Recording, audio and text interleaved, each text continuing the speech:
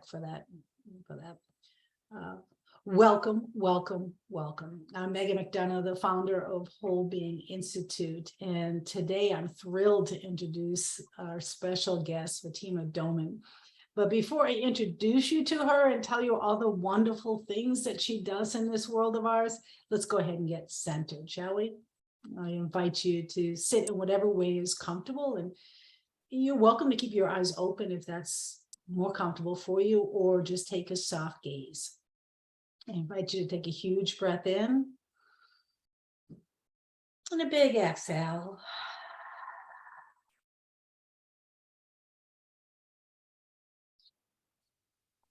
And really let that exhale be a release of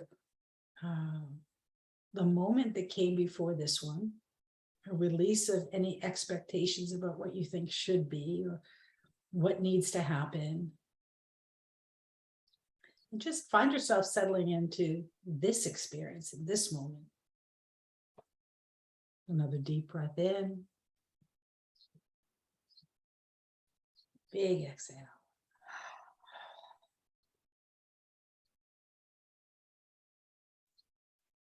From the inside, just noticing the volume of your legs, the space in the left and right leg, the length of your spine right up to the crown of the head. Aware of the shoulders dropping away from the ears, and the sleeves of both arms all the way down to those wonderful fingertips. Aware of the breath coming in and out.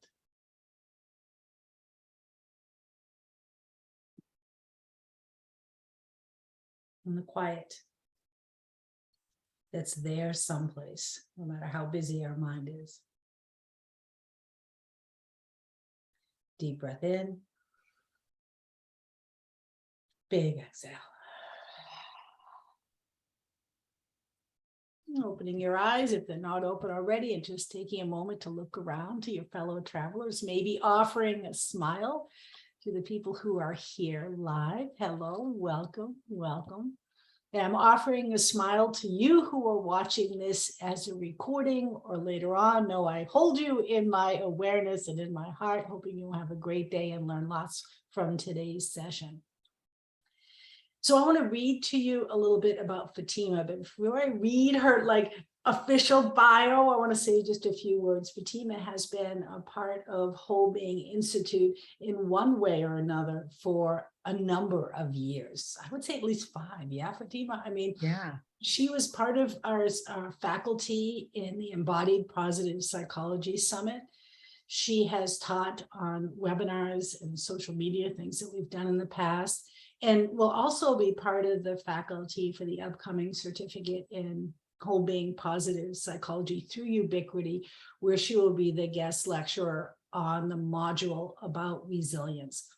On that module, Maria Serra will be part of the recorded video lectures, and then Fatima will come on live to give a live session about resilience and how important that is. Which is sort of the conversation for today: authentic happiness, using our strengths, what it means to be resilient. And there's no one better to actually invite to have this conversation with you than Fatima. She is a best-selling author. She's a speaker, executive coach, and she is the CEO of Authentic Strengths Advantage. She's motivated audiences across 6 continents to leverage their authentic strengths for transformation. She is one of the most influential voices in engagement and well-being and positive change, and we're so lucky to have her taking this next hour to share that knowledge and wisdom with us. She's really passionate about empowering people towards sustainable high performance. In other words, it's not episodic. It's how do we actually keep ourselves going over the perseverance of the long term that many times this life demands from us. And this means not only at work, but also in life, because we really know that there's no separation between who we are and what we do and the work that we do in this world. And personally, her experience in fleeing her country of birth, a story that she'll share with you today, I hope, a country in the wake of a war, informs her work to help people build resilience in the midst of challenges. Fatima shares innovative evidence-based tools rooted in groundbreaking positive psychology, really working with people to bring out the best in who they are and those that they want to positively influence. For decades, she's worked successfully with Fortune 100 and Fortune 500 clients in a wide variety of industries with educators around the globe. And her compelling message inspiring positive leadership by boosting emotional intelligence. She has many books: Authentic Strengths, True You, Authentic Strengths for Kids. They've been featured in the Huffington Post, Psychology Today, on TV, radio, e-learning, and her workshops are licensed globally. That's a lot of wonderful work. Welcome, dear friend. Thank you, Megan, and thank you for setting the stage. Thank you for centering us and helping us to just really connect with each other now. And I want to welcome Esther and Carol and Hema and Maytek and Sheila. And anyone else who's coming on. It's a pleasure to see your faces and to spend some time with you. So we're going to connect as human beings, and I'm going to limit the slides that I would show. I do feel that slides are important because it kind of helps to anchor the learning, and the visual connection to what we're talking about is helpful. But I want to connect with you heart to heart, spirit to spirit, because when we talk about strengths of character, we're talking about really our highest and best self and what makes us uniquely human, and what helps us to really connect with one another on a deeper level using these strengths. So I'll share just a little bit about myself. Megan, thank you so much for sharing all of that. And for 20 years, I worked with Stephen Covey and teaching the 7 Habits of Highly Effective People around the world. And I loved that work. And he was such a wonderful man. He passed away several years ago. And there was one thing that I was always looking for. I mean, it was very enriching to teach the 7 Habits of Highly Effective People. And I was also looking for that evidence base, that science behind it. And then when I discovered the science of positive psychology, it was just, all these light bulbs went on for me. And I became friends with Neil Mayerson and Donna Mayerson, who are the founders of the VIA Institute on Character. And in that process of really learning from them and then partnering with them. So I represent the VIA Institute on Character globally for them. And I've trained people around the world now on character strengths through one of their offerings. And in doing that, I've come to really discover parts of myself that, they've always been there, but it's like shining a light on really the parts of yourself that motivate you the most, that give you the most energy. And when you start to have language for that, when you start to really understand how to leverage those parts of yourself, it changes your life.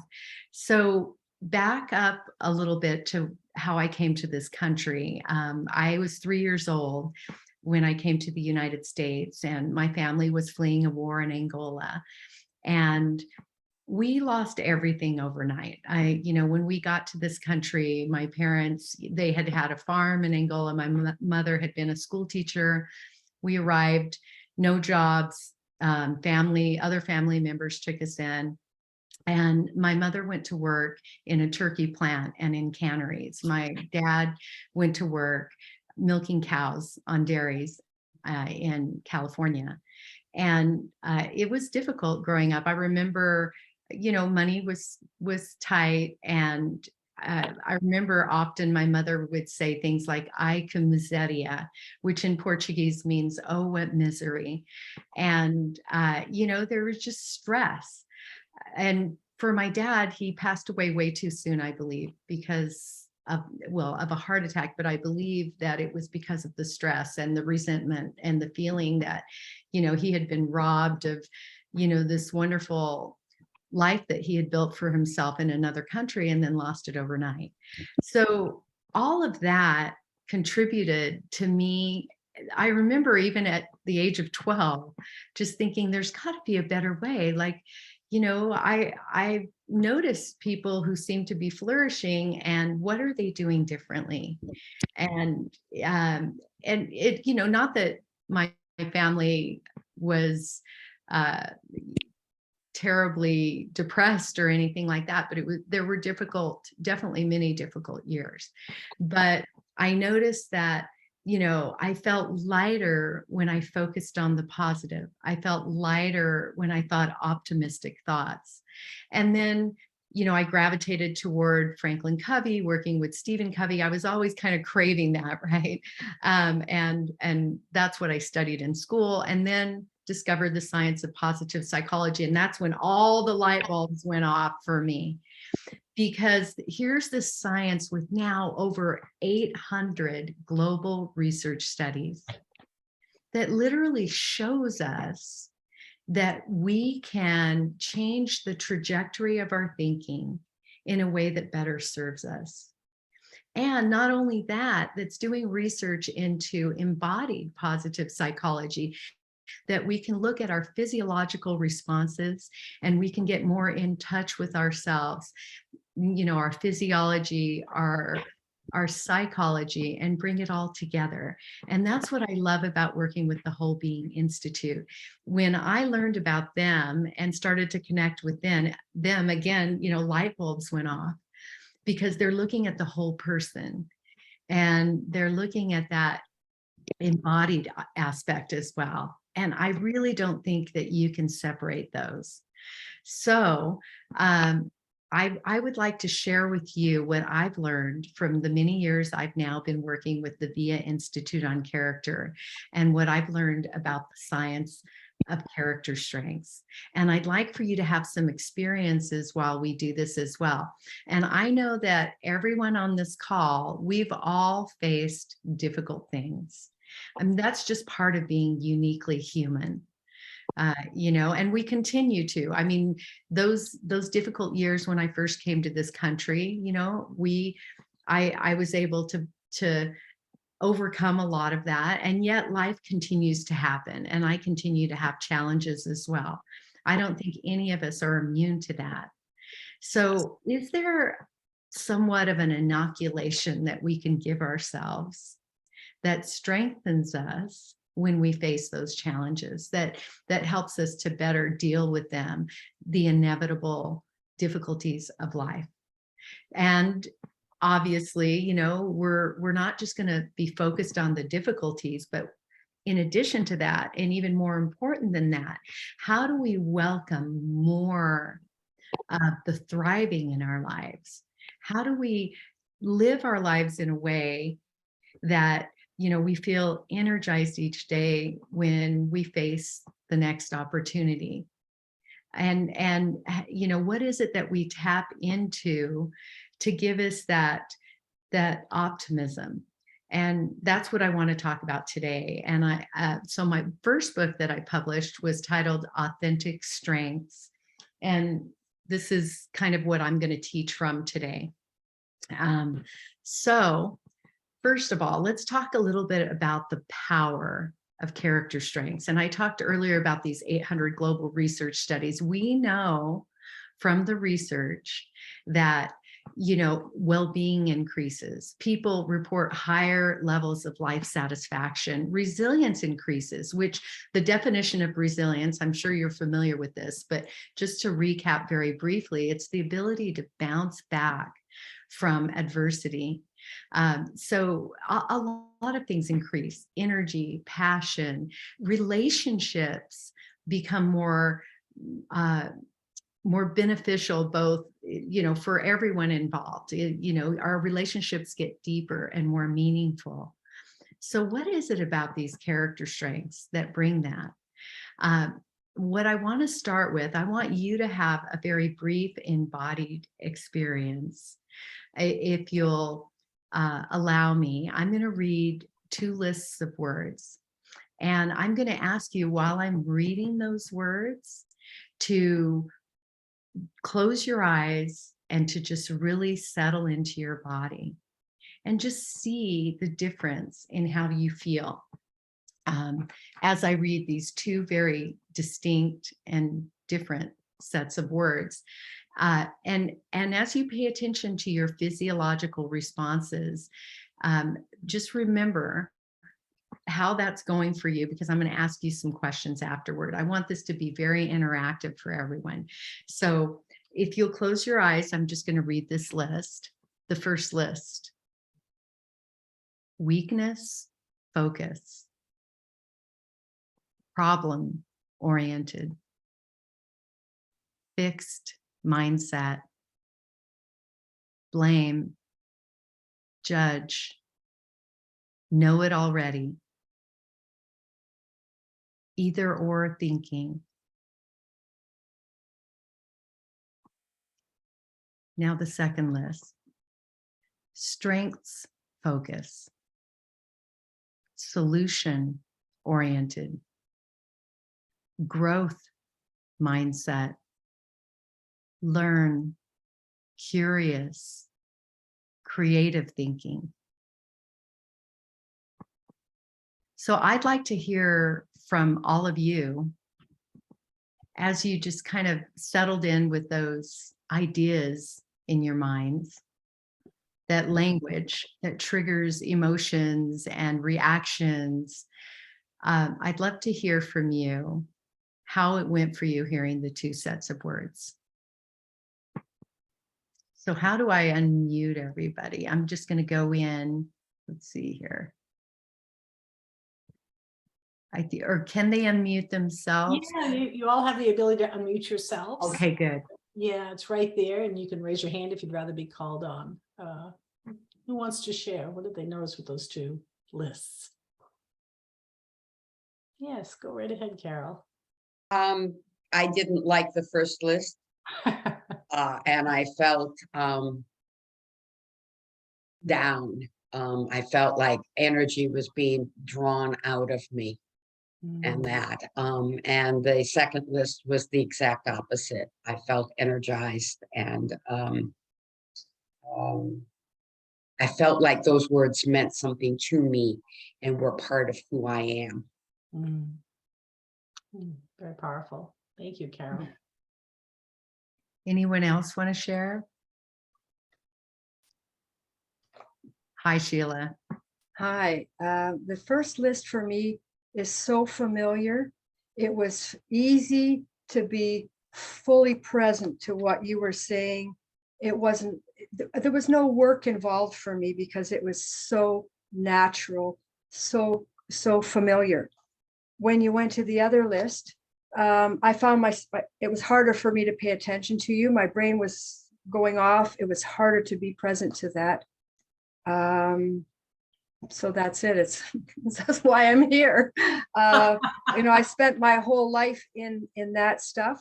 And if I could just say what you said really stunned me about, I've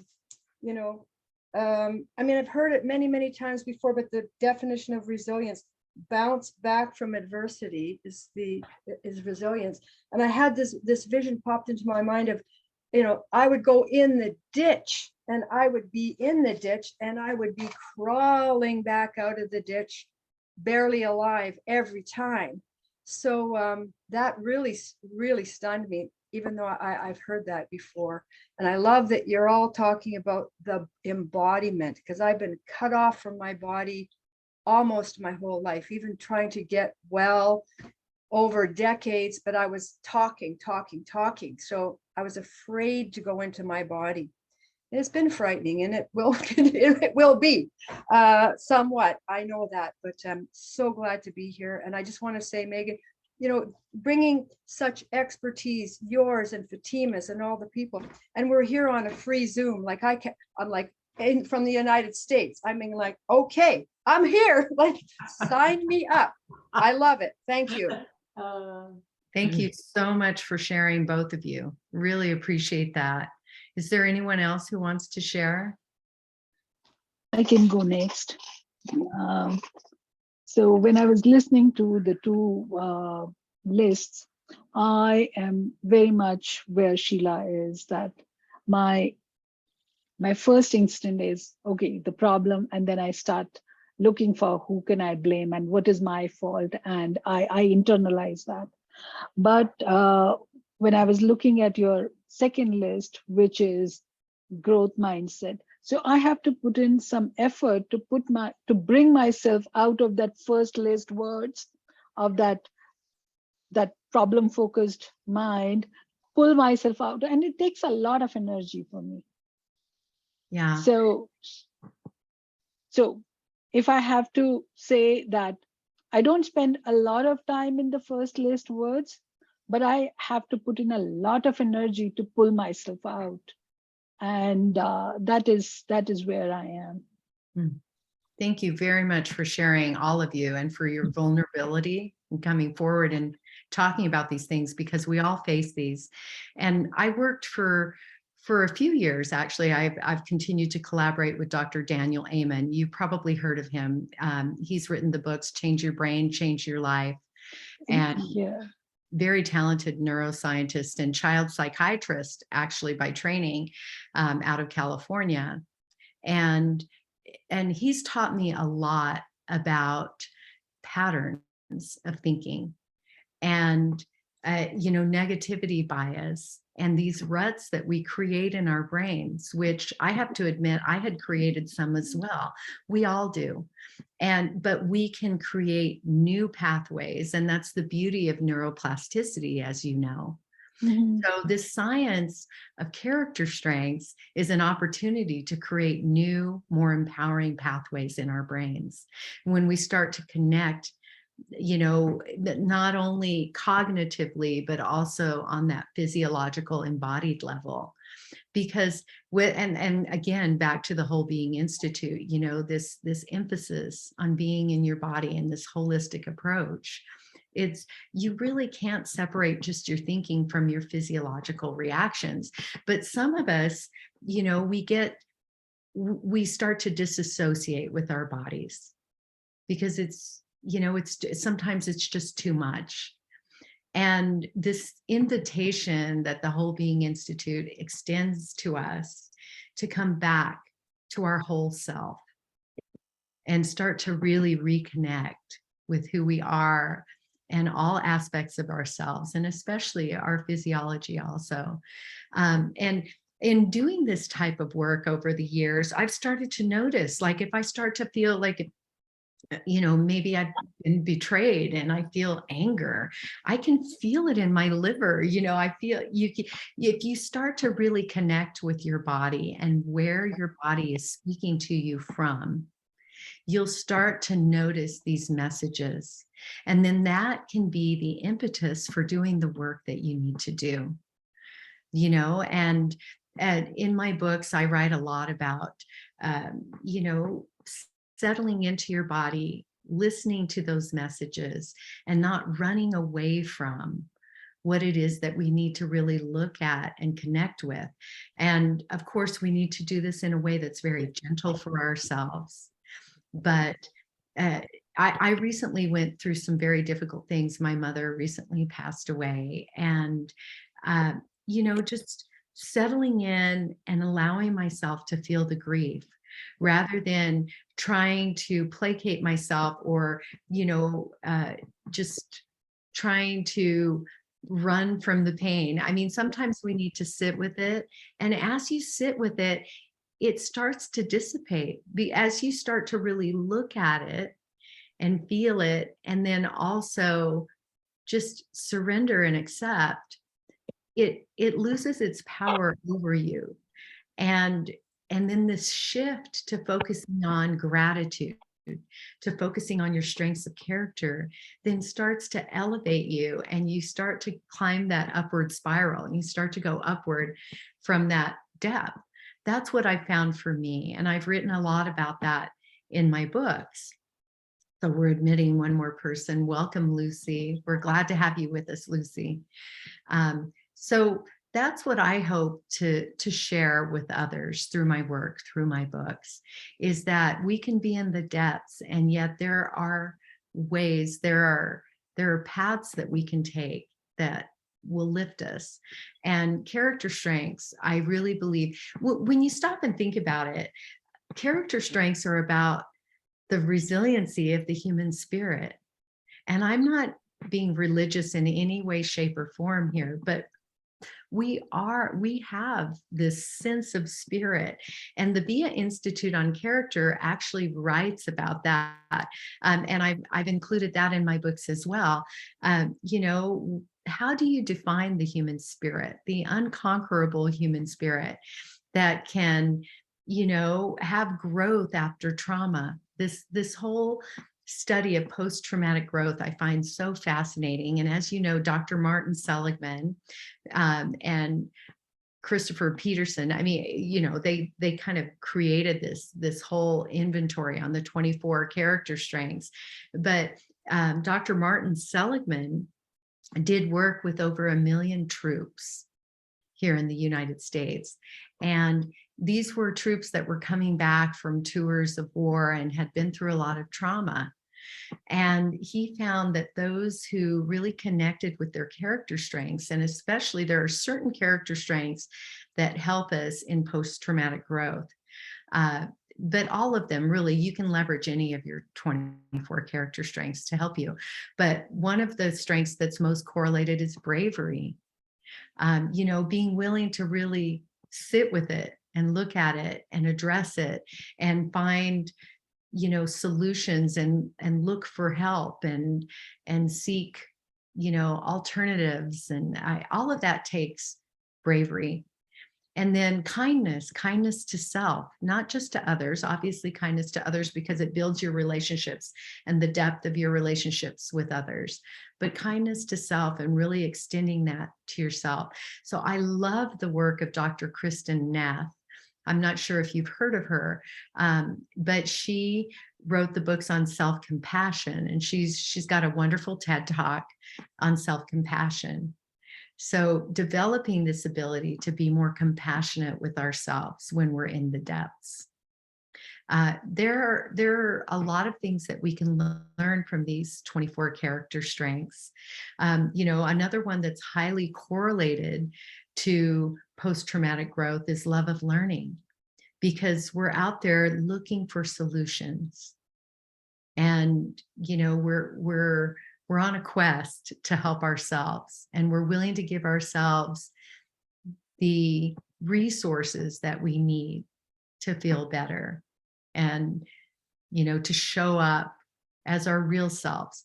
You know, our injured selves, the self that's been through all the difficulties, that's part of us, but that's not really who we are.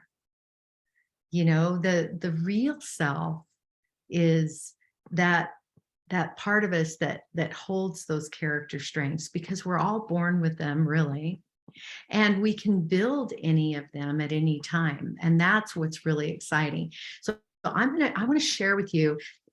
You know, I'm trying not to use too many slides, but at the same time, I think this science is so empowering and so important that I'd like to share my screen with you and share with you some of the elements of the science of character strengths that I think can really help all of us. So I'm going to share my screen. And let me know when you see my screen. We can see it. Okay, great. Oh, and this is, I didn't mean to go there. For some reason it went. Let's just go back. And I just want to get into the character strengths. Here we are. Okay, so character strengths help us find solutions, and I think that's really important. So as an executive coach, and I've been doing this for over 20, now it's about 25 years, when I work with someone, I always try to get them on that path towards solutions. And in the old days, when I was trained as an executive coach at Columbia University, back then, and it's funny because now we talk about it, my colleagues and I, and we say, isn't it funny that we always used to ask, what problem, challenge, or opportunity do you bring to coaching today? We were taught to ask it that way. We've all shifted. We we don't mention problem anymore and we talk about solution now. What solutions are you seeking? And then with my positive psychology background, I like to shift as quickly as possible to, and which of your character strengths are you going to use to find that solution? Which of your character strengths are you going to leverage? So this, I think, is a very important light bulb moment for us to shift from problems to solutions. And these are the 24 character strengths. I just wanted to show them to you briefly, because sometimes we forget about all this wealth of strength that we have within us. I mean, really, all of us are creative on some level. All of us are brave on some level. All of us can give love and receive love. So if you read through these, teamwork, appreciation of beauty and excellence, hope is very highly correlated with, again, post-traumatic growth, humor, humility, prudence, fairness, zest, kindness, perseverance, curiosity, open-mindedness, all of these, spirituality. So I'm leaving gratitude here for last because I want to talk a little bit about gratitude. There are many positive psychologists who consider gratitude as the mother of all virtues, the mother of the character strengths. Why would you consider gratitude to be so important? And it's not that it's more important than the others, but it has kind of a special role in also kind of bringing the others forward. I'd love to hear your thoughts on why gratitude can be so powerful for us in our lives. Yes.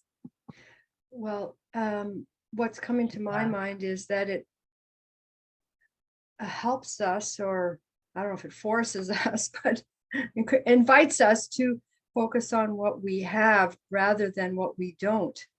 And you're talking about the post-traumatic growth strengths, and I have had little hope and little gratitude in my life, which is telling me today why I've struggled so much.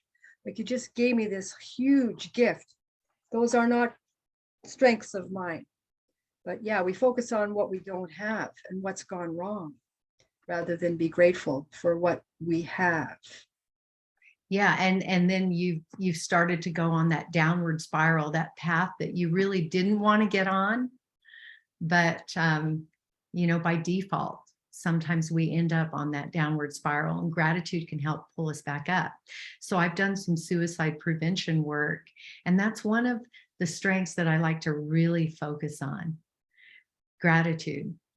Because when we're in that really dark place, it's very difficult to think of even one thing we're grateful for. But if we can start to name even just one very, very small thing, like maybe even just electricity or running water, and then build upon that, it can change our focus in a very important way.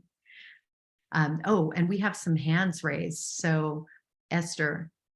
Yes. Yes, and just to add to what Sheila was saying, I think that this may have greater implications.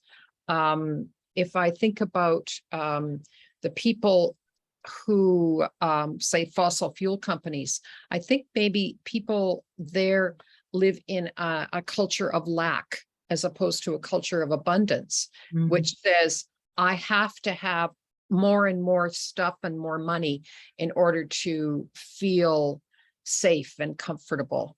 And if I have an attitude that says thank you, I feel like opening to more. I can be more compassionate and give more and serve my neighbors better.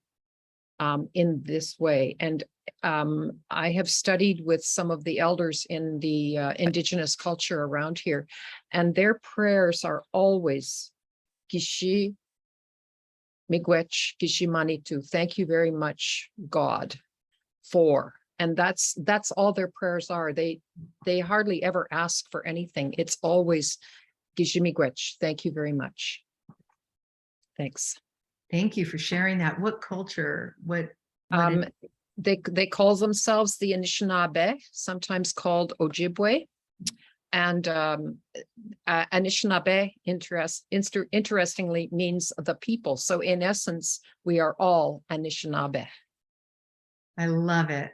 I spent some time on the Hopi Nation this past year, meeting with their elders, and they took me to Prophecy Rock, and they called themselves, Hopi means the people of peace.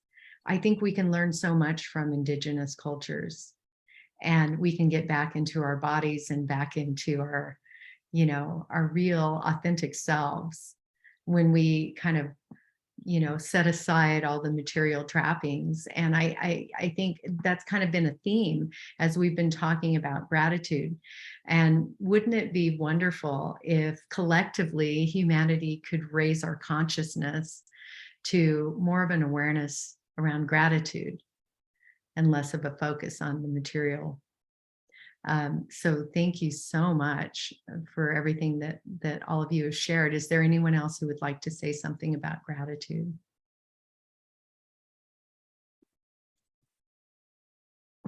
Okay, so Yeah. Sorry, I just wanted to make a comment. Yeah, for me, gratitude, I think this week I've had a very rough time in the fields, trying to follow up with some schools, and you find that you've trained people, but they're not doing the right thing, but a few people are. So just yesterday morning, I wrote the things that were going right, and it started feeling much better than everything was going wrong. We are not making headways, but just having 3 things I can really appreciate about what's happening gave me a positive attitude to last me for the day, and even for the week. I feel much more energetic. Thank you. Thank you for sharing that. Yeah. If all of us could start to develop those habits, I think we'd see some differences in how we approach each day. So character strengths, just to give you a little bit of the science behind character strengths. So 50 of the world's most elite psychologists and sociologists came together around 2004. And they were funded, they had $1 million of funding through the VIA Institute on Character.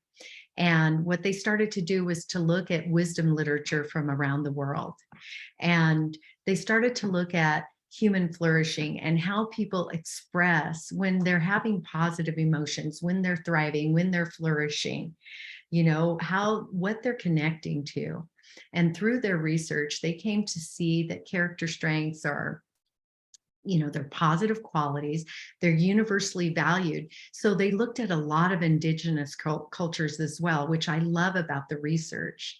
And they found that these are universally valued, these character strengths, in every culture that they looked at.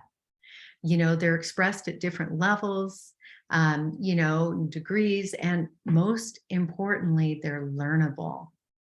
So at any time in our lives, even though we're born with the capacity for all of these 24 character strengths, at any time in our lives, we can choose to build them, develop them. And so that's, the work that all of you are doing just to be on this call and to continue to learn and find these resources for yourselves is part of that learning process. So signature strengths. These are the character strengths that are more uniquely us. They're like our core. So these 24 character strengths, by the way, you can go on my website, authenticstrengths.com, or the VIA Institute on Character website, viacharacter.org. And both of our websites just have a link that takes you to the scientific survey. And I was talking to Dr. Neil Mayerson just a couple of weeks ago. He's the chairman of the VIA Institute on Character. And he said, did you know that now over 21 million people from around the world, representing every single country on the planet, have taken the inventory? And it's just exponentially growing. There are so many people each day, every minute, actually. So signature strengths, is it authentic? When you take your inventory, It's good, and it'll give you a free report. You can pay for expanded reports, but anyone can access their free report. It's about 2 pages long. And it only takes you about 10 minutes to take the inventory and to learn and discover your character strengths. And your top 5 or so, we call those your signature strengths.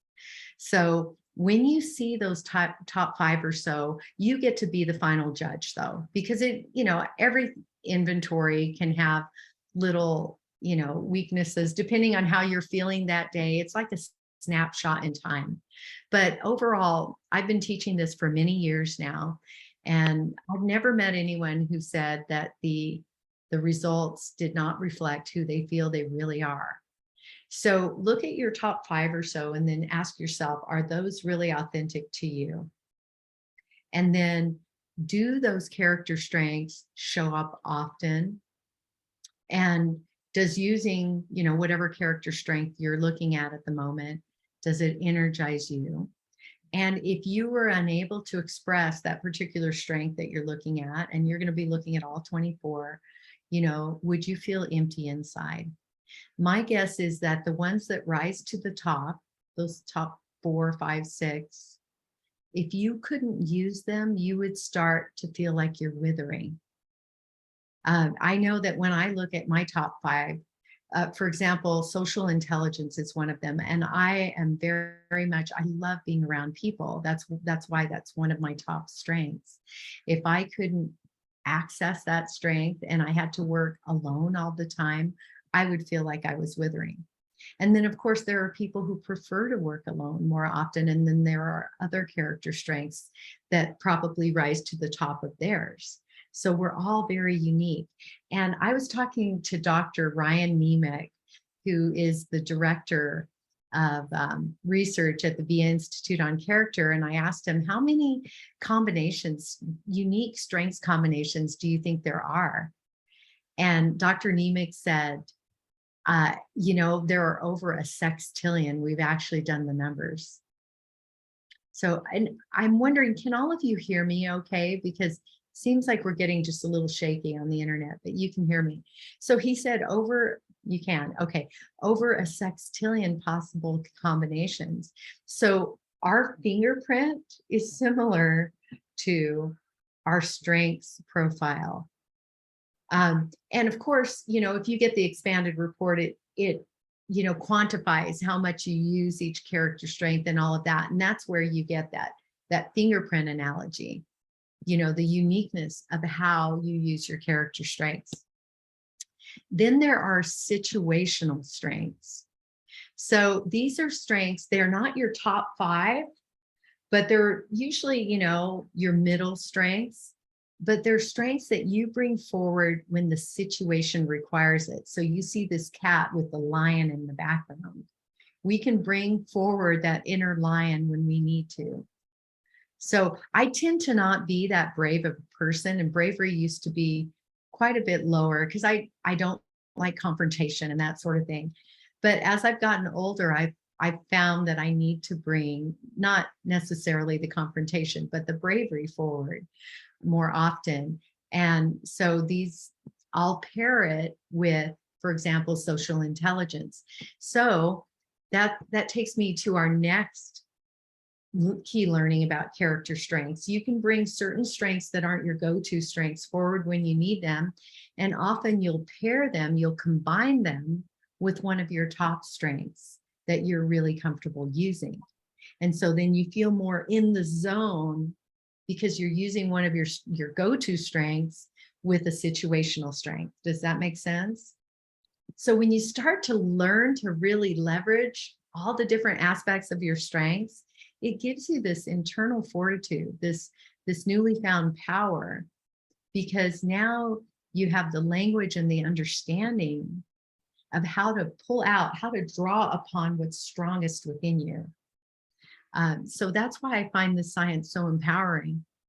And then there's optimal use. And this, I think, is a really powerful idea too. And I think this is probably, of everything I'm teaching you today, this is probably where most of you will have your aha moment. This is where I had my biggest aha moments when I first learned about character strengths. So we can tend to overuse our strengths, or if we start to kind of wither in certain aspects of our lives, that's probably from underuse. So you probably heard, there's a Japanese proverb, he who is good with a hammer comes to think that everything is a nail. And so we just welcomed one more person. Welcome to our group. So that's the analogy for overusing any one of your character strengths. For example, if you're just a born leader, you might just, that's your go-to strength, and maybe not always when it's appropriate. And then it can come off as authoritarian when you're overusing it and you're bringing it forward just because, hey, this is the strength I use all the time, so I'm going to use it in every situation. Well, there are times that it's not appropriate. There are times to be more of a team player rather than a leader, and so forth. Or a really curious person, when they overuse that strength in a setting where maybe it's not the right time, it can come off as nosiness, and so forth. So look at your strengths and ask yourself, especially your top strengths, when do I overuse them? And have people started to give me signals that maybe that strength is not what I should be drawing upon in certain situations? So we have the overuse and then the underuse. Now, when I coach people who are feeling depressed or checked out from life or burned out, I coach a lot of executives who sometimes get to that point where they're feeling really burned out. I can almost always track it to an underuse of their top strengths. They've just kind of disconnected with what gave them joy, what gave them passion in life over time. And there's a one-sentence poem that I heard many years ago when I was working. I think it comes from an employee, I want to say IBM. And the one sentence goes this way: 10 years ago, I turned my face for a moment and it became my life.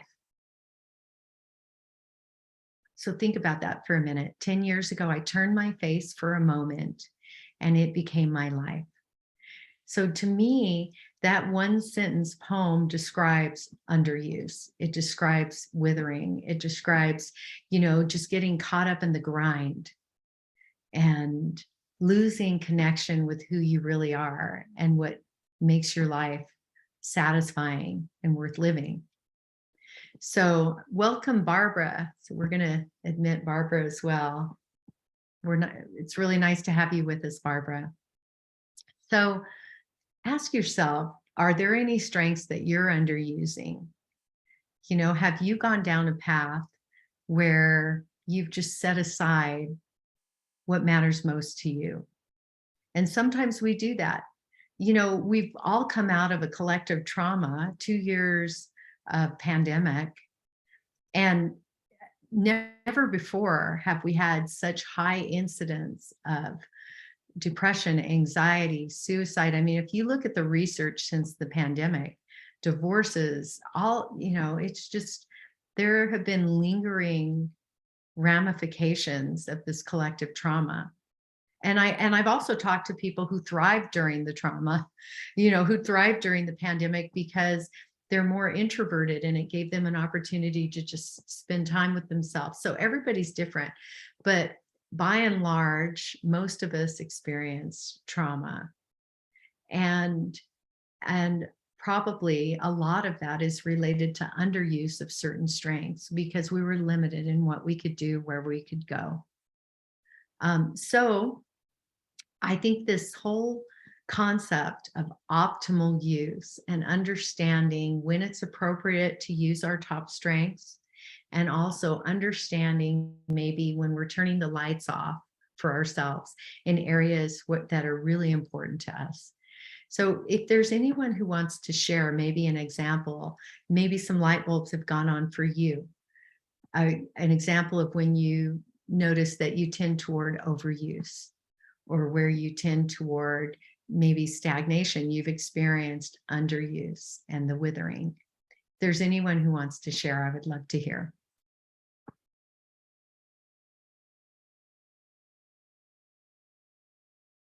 Or where you've noticed others do this and it's turned you off. You know, we notice it in others.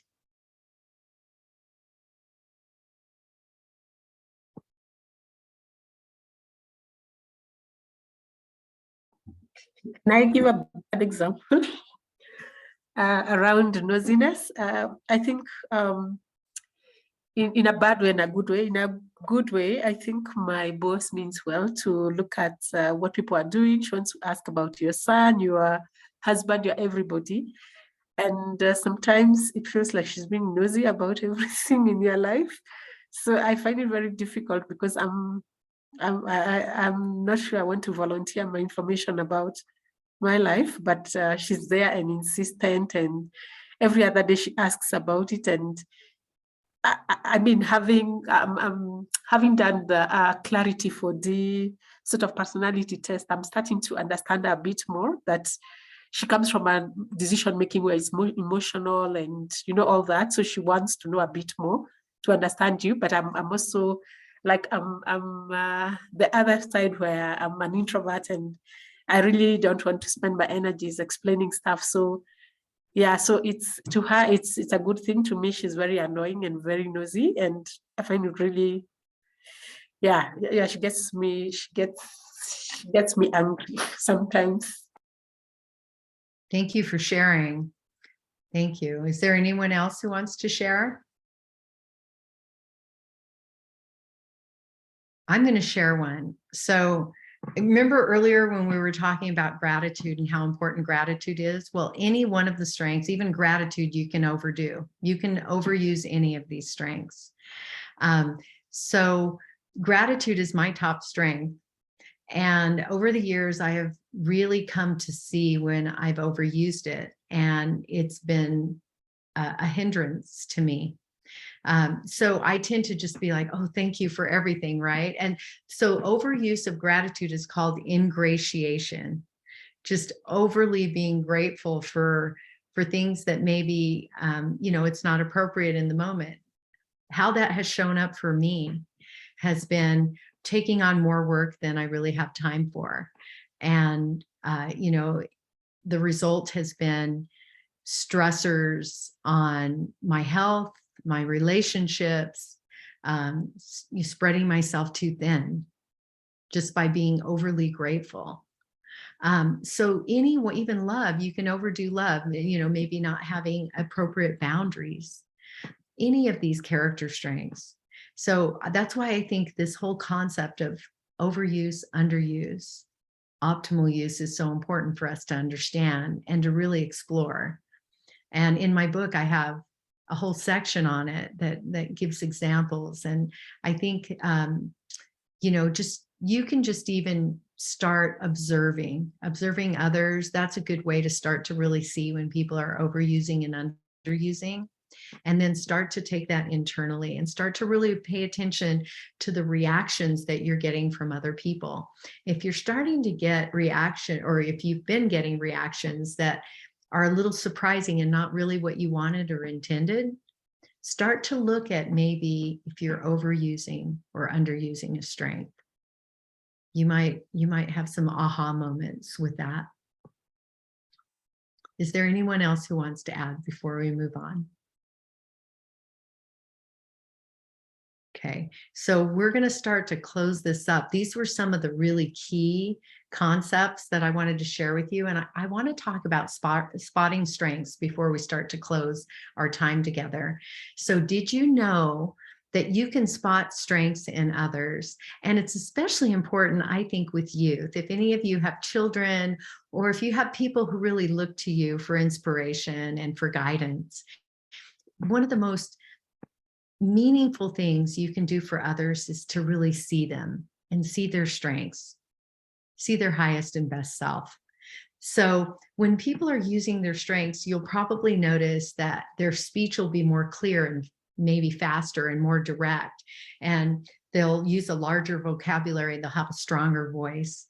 And then there are nonverbals too. Their eyes will light up when they start to talk about things that really matter to them. Like maybe someone will be talking about the concept of fairness, and you'll be like, wow, okay, you just lit up. Fairness must be one of your top strengths. They'll become more animated. You'll notice maybe they'll lean forward, or they're Portuguese, they'll use their hands like me, and they'll have maybe more improved posture. When someone's talking about something that really matters to them, especially men, they'll kind of open their chest usually. I mean, women can do this too, of course, but I've noticed that in men. You see that improved posture when they're talking about their strengths. So start looking for these things. And especially in the people who are looking to you for guidance, and then start reflecting back to them what you're seeing and the strength that's coming forward from them. I think you can really give people a gift when you really see them and honor what you see. So as we close, I'm just going to kind of jump forward to the end here. And I have a challenge for you. Actually, I clicked too fast. Okay, here's the challenge. And this challenge is backed by research. So there's research that shows when people do this one challenge, and I'm going to ask you to just spend 5 minutes a day for 1 week. That's it. That's your investment. 5 minutes a day for 1 week. And the research shows that people who've done that for a week, they have elevated levels of positive emotions, and anxiety and depression drops by about 20 to 30%. And here's the ringer, is that those elevated emotions and the kind of that drop in anxiety and depression, all those positive benefits have a lingering benefit of about 6 months. So I'd like for you to take the challenge, if you would, and invest 5 minutes for the next week each day. First of all, discover your strengths. Go on the website, and you can, again, discover your strengths on Authentic Strengths, that's plural.com. That's my website, or viacharacter.org. And I'm affiliated with VIA Institute on Character. Either of those will get you to, there's a button that's very clear. When you scroll down, it says take the free survey. So list your top strengths once you get your report, your free report, and then choose one that you want to focus on for the next week. And here's what makes this exercise unique, is that you're going to look for a new way. Try to break out of the box. Don't use that top strength normally like you would have in the past. Like, challenge yourself to use it in a new way every day for 1 week. So it's like digging into this bag of strength, and you're just gonna, unleash some new experiences with this strength that you've always had, but you've never really challenged yourself to find new ways to express it. Do that in a new way for 5 minutes each day for a week, and then just see how you feel at the end of the week. And if you have any results that you want to share, I love those emails.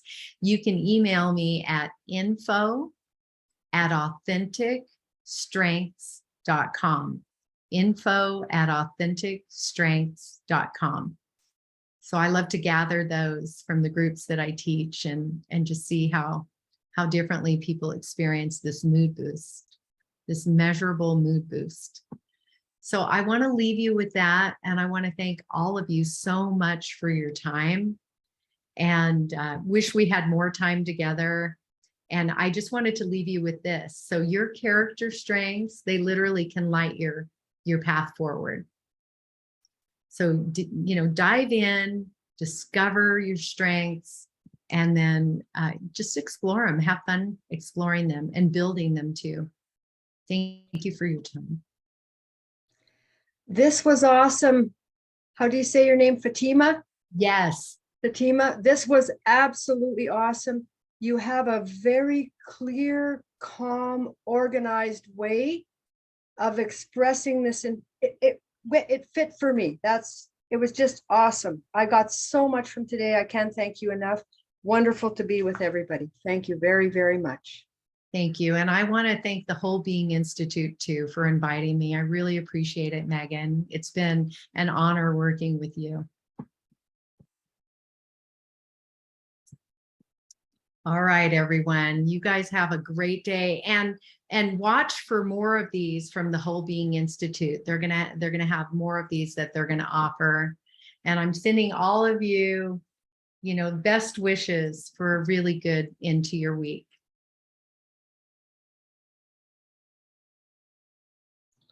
And to you.